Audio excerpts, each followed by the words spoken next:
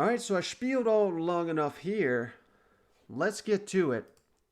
I think this might be one of the best interviews we've ever had. Not because of anything I did. Mike just dropping some knowledge, asked him all kinds of questions on what's going on with a lot of these hot topics in the SEC, including the Wade twins, Kentucky-Tennessee recruiting battle, Henry To'oTo'o, Eric Gilbert, that and a lot more. Let's kick it over to our interview with Mike Farrell. Pleased now to be joined by the great Mike Farrell. Of course, everyone in college football and recruiting especially knows that name. He's the national columnist over at Rivals. You can follow him on Twitter at RivalsMike and on Instagram at RivalsGodfather. He's also the host of the Godfather and Gorney podcast. Mike, thanks for joining me. I really appreciate you. No problem. So I wanted to ask you right off the top here, we got a lot of Tennessee listeners to the show, a lot of Kentucky listeners as well. And you've been out there, covering the recruitment of the Wade twins there in Spring Hill, Tennessee. Those guys are planning to commit on Friday. And depending on who you ask, some people think it's going to be Tennessee. Some people think it's Kentucky. What can you tell us about the Wade twins? It's a tight one. From what I hear from both sides, there's confidence. I think there's a little bit more confidence on the Kentucky side of things. I got the impression that sort of a silent commitment, or at least a reassurance to them that they're headed to Kentucky, occurred last week. But as we know in recruiting, every day is different. So heading into this week, I think it's a pretty good battle. I've got my future casting for Kentucky, but that's very iffy. Confidence level for me would be probably around a 4. And again, this is talking to both sides. Of course, both sides are going to say they're confident and they feel good about it. I've just heard a little bit more about Kentucky heading into the weekend, and I'll have to dig in some more this week. Now, any concern if Tennessee doesn't land the Wade twins that, Josh Heupel, the start of his era there, not going great on the recruiting trail? Of course, he's not been there that long, and there's looming sanctions likely. But would you have any concern over his recruiting ability if he doesn't land the Wades?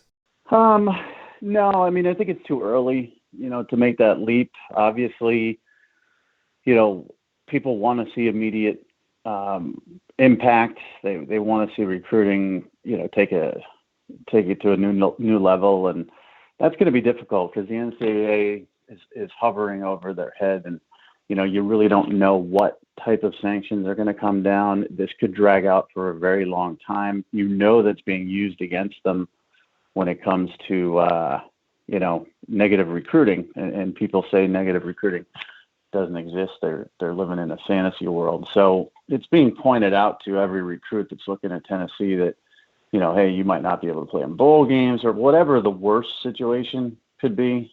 That's what they'll sell. But I wouldn't be overly concerned. There's a lot of people taking shots at Tennessee these days, especially with Rutgers recruiting so well early this season, and they're in the top 10 in recruiting, and Tennessee doesn't have any commitments and, all that good stuff. It's April. It doesn't matter now at all. What matters is, next December and then obviously the first Wednesday in February. So I wouldn't worry yet. At this point last year, Alabama had more decommitments than commitments. Now, Tennessee's not Alabama, but Alabama fans were freaking out. And they, of course, ended up with one of the best classes in the history of college football. So much can happen.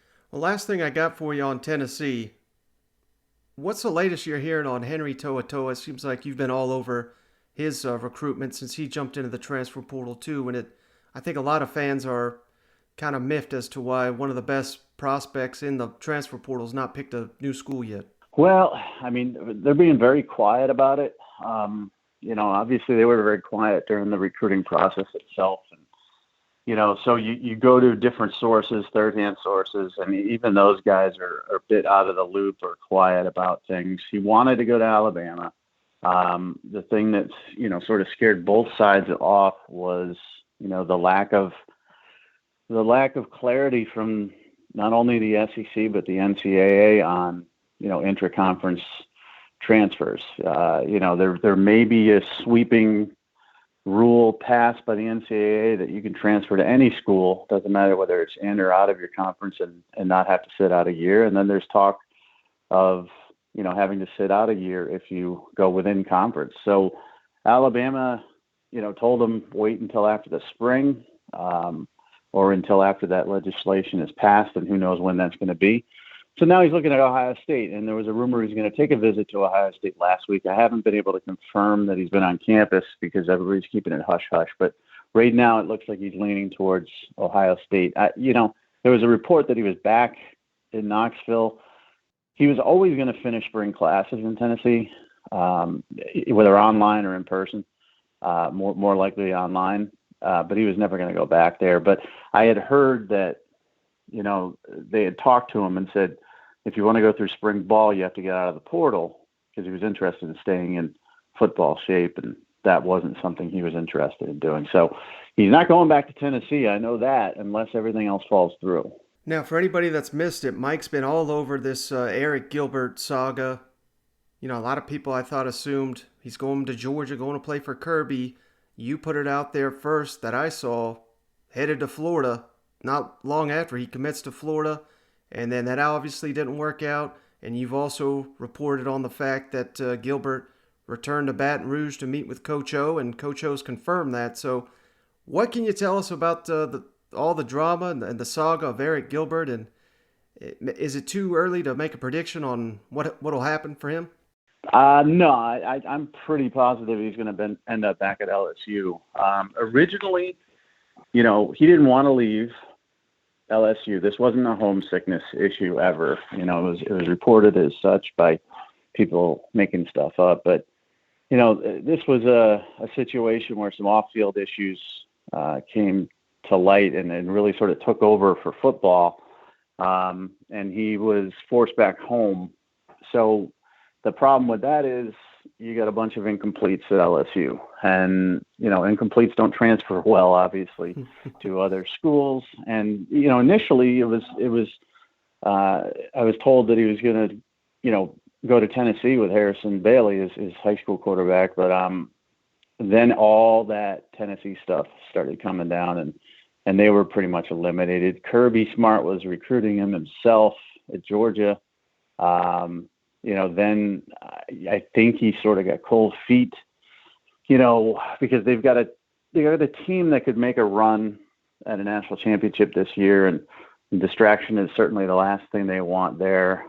Florida really pressed. Coach Brewster's coached some great tight ends, put him in the NFL. Obviously, Kyle Pitts is the latest. He committed there, but there was really no thought of, how are we going to get him into school?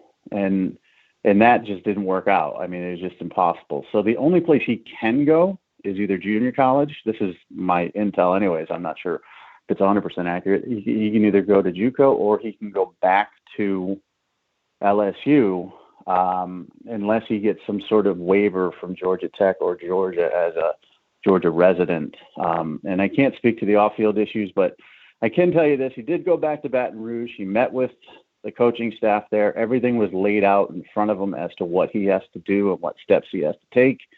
And, I think he's going to end up back in Baton Rouge and hopefully eligible for next season, but we'll see about that. But this is a weird one. It's been crazy. And I think it's about to wind down. Now, you may have already answered this, but do you think LSU is going to bounce back from last season's disappointing season and contend for the SEC title? I do. I mean, it depends on the quarterback situation, obviously. Miles Brennan, I think, needs to be healthy, and he's the key, for that offense. But they've got so much young talent. We saw how, they played against Florida with so few guys on the roster itself last year. And a lot of the young guys stepped up in a big way. I think Tyler Brennan, obviously the start he had and the ability that he has in the offense and being experienced in it is the key there. They do have some young, talented quarterbacks, obviously, as we saw last year, a couple true freshmen, but I think Brennan's the key. Now they're not, competing for the West is going to be difficult. I'm not sure if they've reloaded enough to make a true run at it, but certainly I've got them in that, second, third range in the West if they could put it all together. The last thing I got for LSU, recently at Rivals, you gave LSU the title of the SEC's DBU over Alabama and Florida. So head on over to Rivals if you had missed Mike's column on that. But I just want to know how brutal have your mentions been, because I can't imagine all these Alabama and Florida people, how upset they must have been with that one. Well, the Florida people aren't happy about it, but they really don't have a case to make. I've asked them to. They don't. They just say, look at the NFL. And I'm like, okay, I'm looking at the NFL. And I did my research on this. And it's Alabama that really made this a difficult one. And it was probably the only tough one out of the Power 5 conferences. I mean, Washington was pretty easy.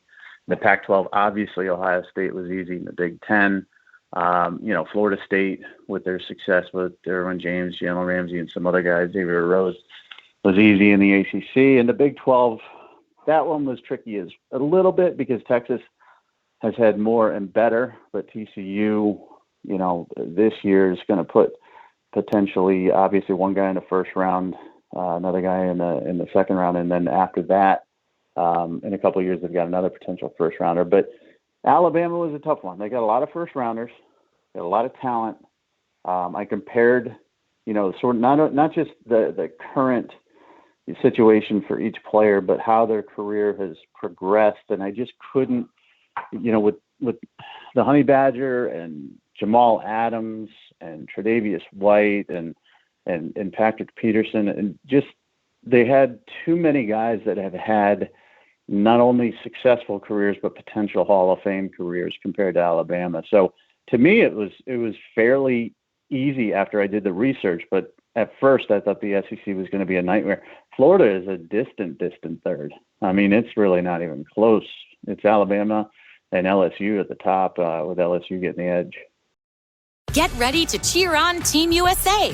Sign up for Xfinity Internet and get a Flex 4K streaming box free and Peacock Premium included. Can your internet do that? Restrictions apply. Not available in all areas. Peacock subscription required. Xfinity, proud partner of Team USA. Well, speaking of the Gators, you did over at Rivals write about the top impact transfer running backs in the country, not just the SEC, but the entire country. You put Florida's DeMarcus Bowman number one on your list. Can you tell us why you're so high on Bowman and just the impact you expect him to make next season? Yeah, and they could have used him this year. I mean, the running game was bad this year. The offensive line wasn't great. And you need someone who's going to be able to bounce off, get extra yards, and make things happen himself when your offensive line isn't playing that well in the run game. And that's what he can do. I mean, we had him as a 5-star kid when he went off to Clemson. Not only can he run, he can catch the football. He makes people miss. He runs low to the ground. He's hard to get a shot on. He can, spin off for extra yardage, but also, just sort of fall forward with good leverage and gain an extra couple of yards. He's hard to tackle. I think he's going to be great, and now they don't have any passing game. So it's going to be DeMarcus Bowman is going to be fed a lot. I mean, Emory Jones is likely to be the quarterback there, and he can run. But I think you're going to see a lot of Bowman. Lorenzo Lingard's there also as a former 5-star, but Bowman's got the upside. It would have been nice to see him with a balanced passing offense, but the running game will at least be much improved this year for Florida. Well, also over at Rivals, you ranked the SEC's breakout players number one on the list, Kentucky safety Yusuf Corker.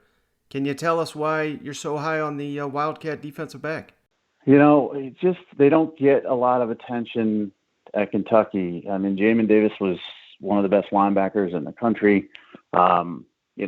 Obviously you're gonna see guys on the All-American teams from Ohio State and Alabama and Clemson and the bigger programs. And Corker has had a tremendous career, very solid. He's an excellent tackler. And I expect him to sort of get that attention. He's kind of broken out. I mean, if you know football, you know who he is. You know he's one of the better defensive backs in the country, and you know his balance of his game with tackling and playing the football. So I put him on there as a breakout just because no one's really heard a lot about him. So to me, he's an established talent that will hit the national sort of headlines next season for Kentucky. It just, if he was at Alabama, you'd already know about him. He'd probably already be in the pros, and it's just a different world for Kentucky, and I don't think they get enough credit for some of the defensive players they've produced. Well, speaking of someone that probably does not have the national profile they deserve, what can you tell us about this Tyke Smith that Georgia just landed from West Virginia that looks to be an immediate upgrade in Georgia's secondary? Yeah, I mean, they need help there, and they made no bones about it. I mean, they were really hoping to get a Terrion Arnold down the stretch of recruiting, who's a guy who played corner or safety. Tyke is a guy he's got tremendous versatility. He could play free, he could play strong. You could put him as an undersized linebacker in some scheme and sets as well. So he was highly coveted. I talked to a bunch of schools after he went in the portal who just would kill for him. I mean, Auburn was one of them, and they had Drashun Miller from West Virginia. That was a big corner, and those two played together. They thought they had a good chance at him, but his DB's coach at West Virginia is at Georgia, so apparently that was where he was going to go the whole time. The versatility is the key. He's not going to be put out at corner, but like I said, you could play him at free, you could play him strong, he can play the run, play the pass. He's a one-year guy. I mean, he's going to be off to the NFL very, very quickly. But when you're talking about Georgia and the need that they have at defensive back, and this team that has the roster to make a run at the national championship, especially with Alabama reloading, A&M getting a new quarterback, Florida losing all their receivers, in the SEC itself. And then you look at Ohio State, breaking in a new quarterback as well. Georgia's got a real shot here, and Tyke was a huge part of that. Now, I wanted to ask you about the first-year coaches, because there's very few that know the recruiting landscape like Mike Farrell. So we got 4 first-year coaches in the SEC: Brian Harsin at Auburn, Shane Beamer at South Carolina, Josh Heupel at Tennessee, and Clark Lee at Vanderbilt. Which one do you think will prove to be the best recruiter, given what you know about those guys, or maybe the staff they've put together? That's a tough one. I mean, I think Harson's is sort of a fish out of water, coming from Boise State going to Auburn. But so far, what I've heard and seen, he and his staff will probably have the most success. You obviously have to factor in that Vanderbilt's going to struggle recruiting, as they always do, because of facilities and academics, and that's just a hard job to have in the SEC itself. Beamer's a really good recruiter, but coming off a 2-8 season and being in the same state with Clemson is difficult, and Tennessee's waiting, and the NCAA is hanging over their heads. So I'm going to say Harsin at Auburn. Now, it's not easy to have Alabama in your home state either, but it's put together a good staff. There's a little bit of buzz about them. Kids are talking about Auburn a little bit, and I think they're going to get back into Georgia, where for some reason 2 things happened under Gus that are inexplicable. He stopped recruiting offensive linemen, which I have no idea why. They took maybe a total of 8 in 5 years, which you just impossible numbers. You can't do that. And they didn't hit Georgia last year. They failed miserably, and that's been, really their number one state for recruiting. So I think Harsin's got to fix those 2 things. I know he's not going to let offensive line slide, and I think they have an opportunity to get back into Georgia with the staff they put together. All right, last question for you, Mike. If I just say, how many incoming freshmen or signees, whatever you want to call it, from the 2021 class in the SEC that maybe the casual fan may not recognize, but by this time next year, probably going to be a big name in the SEC based on a big debut season. Who are the guy or guys that come to your mind?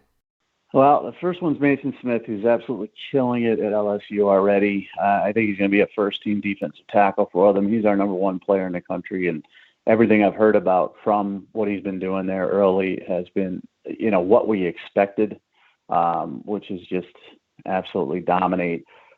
It's going to be interesting to see if one of the Alabama offensive linemen makes the two deep. J.C. Latham's the one that I would think might have an opportunity. We've seen guys like Jonah Williams, jump in there as a true freshman left tackle. I think, somebody's going to start off as a right tackle at Alabama, and it could be one of these freshmen. And then you got to look to, obviously, the skill kids, because there's a whole lot of big men headed to the SEC and not as much skill. But, defensively, I think a guy like Dallas Turner at Alabama could make an impact as a hybrid pass rusher. And Sage Bryan as a safety at LSU, that's one of the areas they need help in. They've got the two corners, Elias Ricks and Derek Stingley. But, they really do need help at safety, and he's a dynamic athlete who could do that. The one thing is interesting to me is that when you look at the wide receiver position, which is the easiest position to me to make an immediate impact because you can dumb down the route tree and just use your athleticism. The SEC, other than Alabama, didn't kill it. I mean, Alabama got 3 of the top 60 players in the country at wide receiver, but beyond that, you're going to start to look at guys like Deion Smith at LSU or, Braylon Brown at Ole Miss. Some of these guys that were really under the radar that are going to pop up, Marcus Burke maybe at Florida. But wide receiver recruiting was a little bit down in the conference, so I'm curious to see which guys break out. Hey, I'm sorry, you just made me think of something. I know I said last question, but why have no receivers seemingly emerged for Jimbo Fisher? That seems to be a missing piece there for Texas A&M. Do you have any clue? I don't. It's weird. Obviously they had depth at wide receiver. Damon Demas is the guy that I expected to break out. He was a 2025 star. Number 15 player in the country. He barely even played last year. It's one of those things you would expect with Jimbo being a good quarterback coach. Kellen Mond was a solid passer, that, it wouldn't be so much sharing the football. Now, it helps that they've got so many talented tight ends, and I guess that hurts the wide receiver position. But no, I don't know the reason for that. Demas is so athletic and so dynamic. I expected him to at least make at least some sort of impact. And Musha Muhammad, you recognize the name. His dad was in the NFL forever. It's another guy out of North Carolina that went to Texas A&M who was also very good. I think you'll start to see that. But, when you got Weidmeyer and guys like that, you're okay if you balance it between the wide receivers and the tight end. But watch for Damon Demas this year. All right, Mike, I really appreciate you. National columnist for Rivals, Mike Farrell. Again, that Twitter is at RivalsMike, Instagram, Rivals Godfather. Must follow on both platforms. Thanks so much for joining me, Mike. I really appreciate it. All right, anytime. Man, once again, terrific stuff. I really appreciate Mike hopping on the show, dropping some knowledge. And you can find his Twitter and Instagram and his podcast, The Godfather and Gorney Podcast. I put links to all that in the show notes. You got to give him a follow. He's been in the college football game, recruiting game for, I think, going on 2 decades here. So, I mean, he's going to know a lot more than just about anybody you get your info from. So give him a follow, and just want to say thanks again. I really appreciate all that info he dropped there. That's going to do it for this episode. And of course, as always, you made it this far. Go that extra step. Leave us that 5-star written review on the Apple Podcast app. We really do appreciate each and every one of those. I've been seeing an uptick here and sending out koozies. So keep getting those requests in. I'll keep sending them out. But that's going to do it. Thanks for joining me. Catch y'all in the next one.